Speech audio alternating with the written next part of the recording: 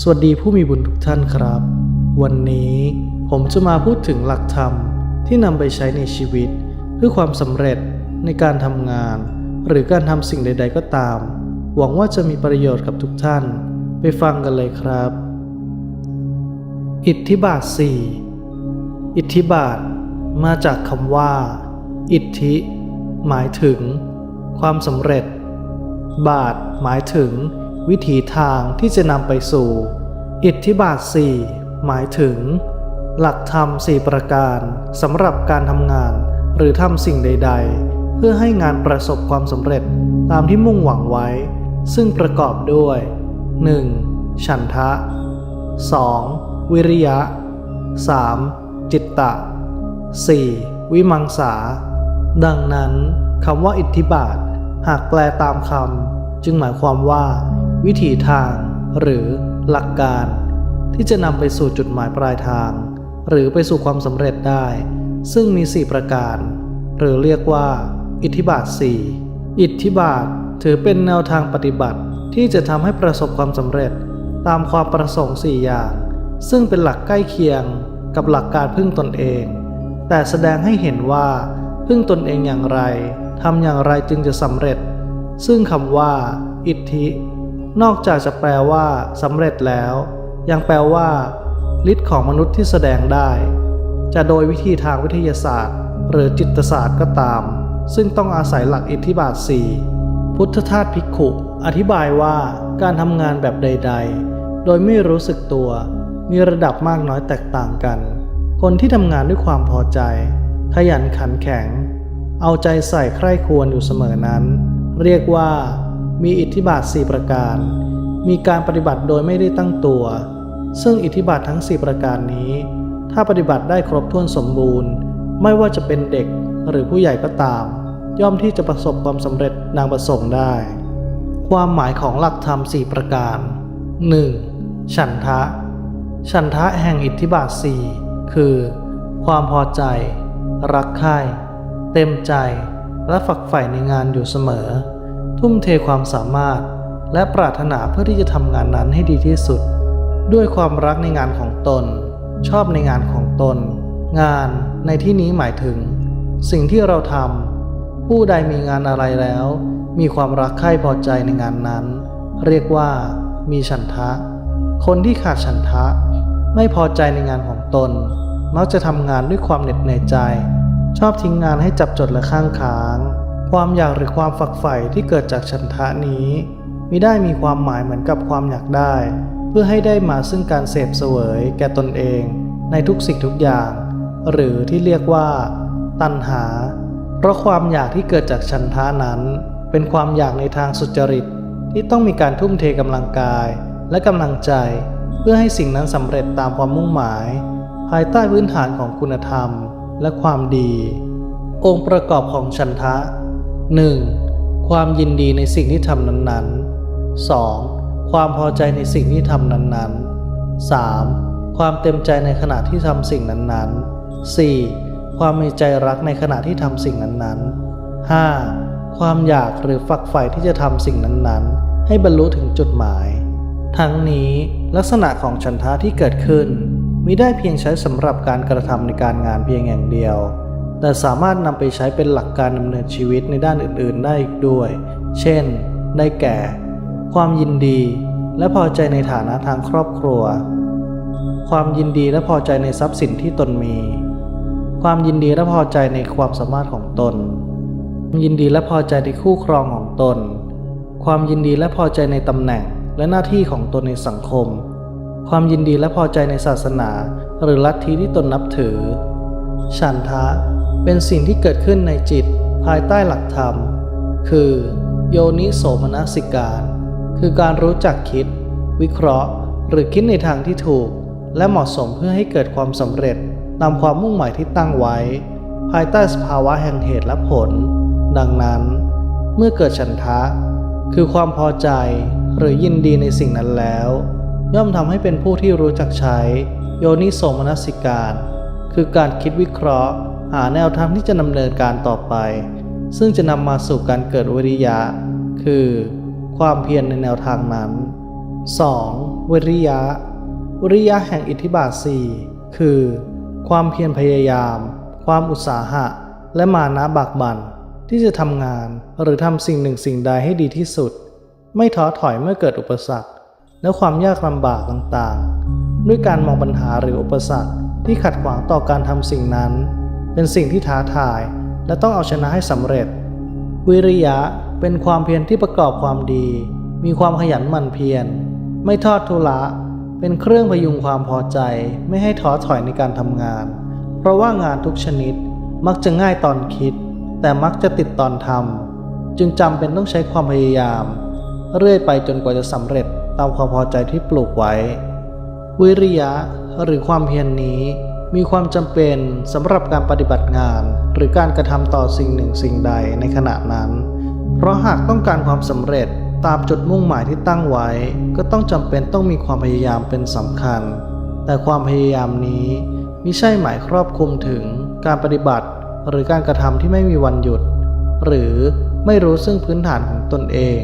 ที่มาจากหลักธรรมแห่งโยนิโสมนสิการคือการรู้จักคิดวิเคราะห์อย่างมีเหตุและผลในคันรองของธรรมเช่นกันประเภทของวิริยะ 1. สังวรประทานหมายถึงเพียรระวังคือการกระทำสิ่งใดๆจะต้องรู้จักพึงระวังรอบคอบด้วยการรู้จักเหตุและผลไม่ตั้งอยู่ในความประมาทหรืออกุศลกรรมทั้งปวง 2. ปหานประทานหมายถึงเพียรละคือการรู้จักละลดหรือหลีกเลี่ยงจากอกุศลกรรมทั้งปวงที่จะเป็นเหตุทำให้การกระทำสิ่งหนึ่งสิ่งใดไม่ประสบความสำเร็จ 3. ภาวนาประทานหมายถึงเพียรบำเพ็ญคือการรู้จักเพียรตั้งมั่นและอุทิศตนต่อการกระทำในสิ่งหนึ่งสิ่งใดอย่างสม่ำเสมอ 4. อนุรักษณาประทานหมายถึงเพียรตามรักษาไว้คือรู้จักรักษาหรือทำให้ความเพียรในสิ่งนั้นๆคงอยู่กับตนเป็นนิจองค์ประกอบของวิริยะ 1. ความเพียรในการทำสิ่งนั้นๆในทางที่ถูกตามเหตุและผลภายใต้พื้นฐานตามหลักคุณงามความดี 2. การมีความกล้าและความแน่วแน่ที่จะทำในสิ่งนั้นๆ 3. การไม่ละทิ้งซึ่งการงานหรือสิ่งที่กำลังทำอยู่ 4. ความอุตสาหะและอดทนต่อความยากลำบากอย่างเป็นนิจทั้งนี้ลักษณะของวิริยะที่เกิดขึ้นไม่ได้อยู่ในกรอบสำหรับการทำงานเท่านั้นแต่สามารถนำไปประยุกต์ใช้เป็นหลักการดำเนินชีวิตในด้านอื่นๆได้แก่ความเพียรในการเจริญธรรมการเจริญภาวนาหรือการรักษาศีลความเพียรในการศึกษาเล่าเรียนและอื่นๆด้วยเหตุนี้วิริยะจึงเป็นหลักที่มีความสำคัญอันจะนำไปสู่การประพฤติปฏิบัติในการงานหรือการกระทำต่อสิ่งใดๆภายใต้พื้นฐานของหลักการเหตุและผลที่เกิดจากโยนิโสมนสิการเพื่อมุ่งเน้นให้สิ่งนั้นๆดำเนินไปสู่จุดหมายและสำเร็จดังที่ตั้งใจไว้โดยมีความเพียรที่ดำเนินไปในลักษณะของการปฏิบัติตามหลักประธาน 4 ในข้างต้นแต่ทั้งนี้ความเพียรที่มีมากเกินไปมักจะทำให้เกิดความฟุ้งซ่านและความไม่มีสติความเหน็ดเหนื่อยจนนำไปสู่การเกิดอุปสรรคและปัญหาในสิ่งนั้นส่งผลต่อความท้อแท้ตามมาได้นอกจากนั้นหากมุ่งเพียรต่อสิ่งใดสิ่งหนึ่งมากเกินไปจะทำให้เกิดการลืมที่จะกระทำต่อสิ่งอื่นได้ง่ายเช่นกัน 3. จิตตะแห่งอิทธิบาท 4 คือการเอาใจใส่และให้ใจจดจ่ออยู่กับสิ่งที่ทำมีสมาธิมั่นคงอยู่กับงานไม่ปล่อยปละละเลยในงานที่ทำและทำงานด้วยความตั้งใจที่จะให้งานนั้นสำเร็จแต่หากใครทำการสิ่งใดด้วยความเป็นคนประมาทไม่เอาใจใส่กับงานทำอะไรทิ้งๆคว่างๆงานนั้นย่อมไม่สำเร็จตามเป้าประสงค์หรือหากสำเร็จแต่ก็เป็นความสำเร็จที่ไม่มีประสิทธิผลในงานทั้งนี้จิตตะหมายถึงจิตใจคือส่วนที่ทำหน้าที่รู้สำนึกรู้คิดซึ่งความรู้ที่เกิดมาจากจิตนั้นเป็นความรู้ที่เกิดขึ้นในปัจจุบันอดีตการหรือกำลังจะเกิดในอนาคตล้วนเป็นความรู้ที่ฝังอยู่ในจิตหรือที่ผ่านมาแล้วทั้งสิ้นหมายถึงจิตสั่งสมความรู้ ให้เกิดขึ้นในการทั้งสามนั่นเองส่วนจิตตะในที่นี้หมายถึงสภาวะทางอารมณ์ที่จะสะท้อนมาจากจิตอาทิความเข้มแข็งความมั่นคงความมุ่งมั่นและความจดจ่อต่อสิ่งหนึ่งสิ่งใดที่ทำอยู่นั้นองค์ประกอบของจิตตะ 1. มีความสนใจในสิ่งที่จะทำอย่างจริงจัง 2. การเอาใจใส่ในขณะที่กระทำสิ่งนั้นๆ 3. การมีใจที่เป็นสมาธิในขณะที่กระทำสิ่งนั้นๆ 4. การที่มีจิตใจมุ่งมั่นและแน่วแน่ในขณะที่กระทำสิ่งนั้นๆทั้งนี้ลักษณะของจิตตะที่เกิดขึ้นมิได้อยู่ในกรอบสำหรับการทำงานเท่านั้นแต่สามารถนำไปประยุกต์ใช้ในชีวิตประจำวันด้านอื่นๆได้แก่การเอาใจใส่และมุ่งมั่นในการเจริญธรรมการเอาใจใส่และมุ่งมั่นในการศึกษาเล่าเรียนและอื่นๆจิตตะมีความสัมพันธ์กับสมาธิคือหมายถึงจิตเป็นเครื่องผลักดันและควบคุมการเกิดของสมาธิโดยสภาวะจิตที่มีความแน่วแน่และจดจ่อต่อสิ่งหนึ่งสิ่งใดภาวะที่เกิดขึ้นกับจิตนี้จึงเรียกว่าสมาธิซึ่งเป็นเครื่องเสริมประสิทธิภาพในการกระทำสิ่งใดๆให้ประสบความสำเร็จเพราะจิตที่เป็นสมาธิแน่วแน่อยู่กับสิ่งที่กระทำนั้นโดยไม่เกิดความฟุ้งซ่านย่อมทำให้งานประสบความสำเร็จได้ดีไม่ผิดพลาดและมีประสิทธิภาพตามเป้าหมายที่วางไว้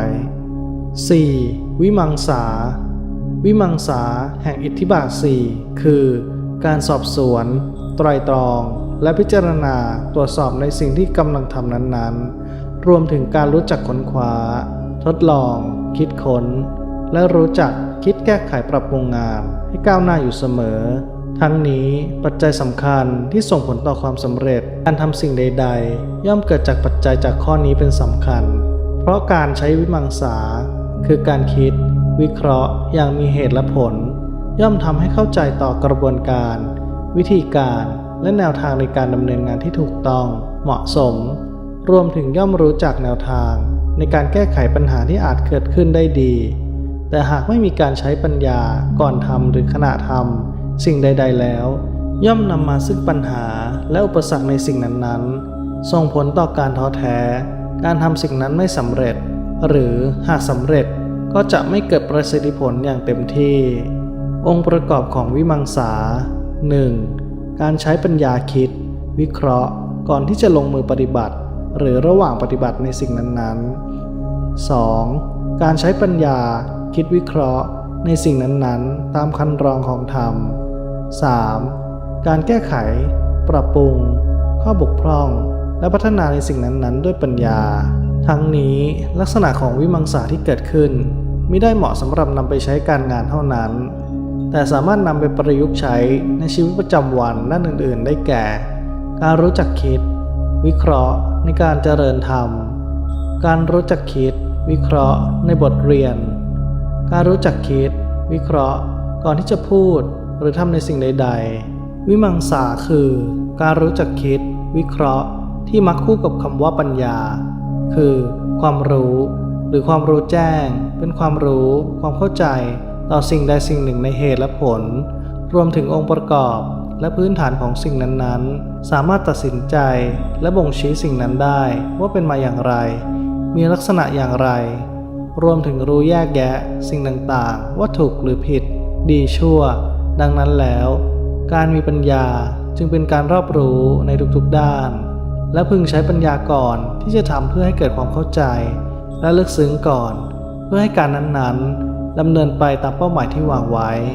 และไม่เกิดปัญหาอุปสรรคพร้อมยังประสิทธิภาพในสิ่งนั้นให้สำเร็จตามวัตถุประสงค์ประโยชน์ของอิทธิบาท 4 1. ประโยชน์ของฉันทะคือทำให้เป็นผู้มีความพอใจและมีใจรักต่องานทำให้เกิดความรู้สึกเต็มใจในการทำงานเกิดการทำงานด้วยความสุขไม่รู้สึกเบื่อหน่ายง่ายไม่เกิดอาการท้อแท้ช่วยให้งานดำเนินการต่อไปอย่างต่อเนื่องและเกิดการสร้างสรรค์ในงาน 2. ประโยชน์ของวิริยะคือทำให้เป็นคนหมั่นเพียรและขยันในการทำงานไม่มีความเกียจคร้านมุ่งมั่นที่จะทำงานให้เสร็จผู้ที่ขาดความขยันย่อมทำงานขาดเกินหรือมักทำงานนั้นไม่สำเร็จหรือหากสำเร็จก็ ก็สำเร็จล่าช้าและไม่มีประสิทธิภาพ 3. ประโยชน์ของจิตตะคือทำให้เป็นคนมีความมุ่งมั่นและจดจ่อกับงานที่ทำจิตมีความแน่วแน่และมั่นคงต่อปัญหาต่างๆที่เกิดขึ้นช่วยให้งานดำเนินต่อไปอย่างต่อเนื่องตามกระบวนการทราบความเป็นไปของงานอยู่เสมอ 4. ประโยชน์ของวิมังสาคือทำให้เป็นผู้ที่รู้จักคิดวิเคราะห์ในงานช่วยทำให้ทราบและเข้าใจในกระบวนการของงานและหากเกิดปัญหาก็ย่อมเกิดแนวทางในการแก้ไขปัญหานั้นได้อย่างง่ายดายงานไม่ผิดพลาดและทำงานตามกรอบที่วางไว้ให้ประสบความสำเร็จถ้าขาดวิมังสาจะทำให้เป็นคนทำงานไม่มีหลักการทำงานไม่มีแนวทางไม่มีแบบแผนซึ่งยากที่จะเกิดความสำเร็จได้โดยง่ายดังนั้นฉันทะและวิริยะเป็นหลักปฏิบัติที่ช่วยให้บุคคลมีความมั่นใจในการที่จะเผชิญปัญหาและอุปสรรคในการทำงานและมีจิตตะและวิมังสาเป็นหลักปฏิบัติที่ช่วยในการเอาชนะปัญหาและอุปสรรคในการทำงานไปอย่างมีประสิทธิภาพยิ่งขึ้นด้ายแดงครูบาบุญชุ่มด้ายแดงอันเป็นเอกลักษณ์ของพระครูบาบุญชุ่มประคำ5 ลูกแทนพระเจ้า5 องค์มาพร้อมพยัญชนะแบบขนาดพกพาใส่เพื่อเป็นสิริมงคลเสริมดวงชีวิตแคล้วคลาดปลอดภัยเปิดบูชาด้ายแดงราคา139 บาทแต่สำหรับท่านผู้มีบุญ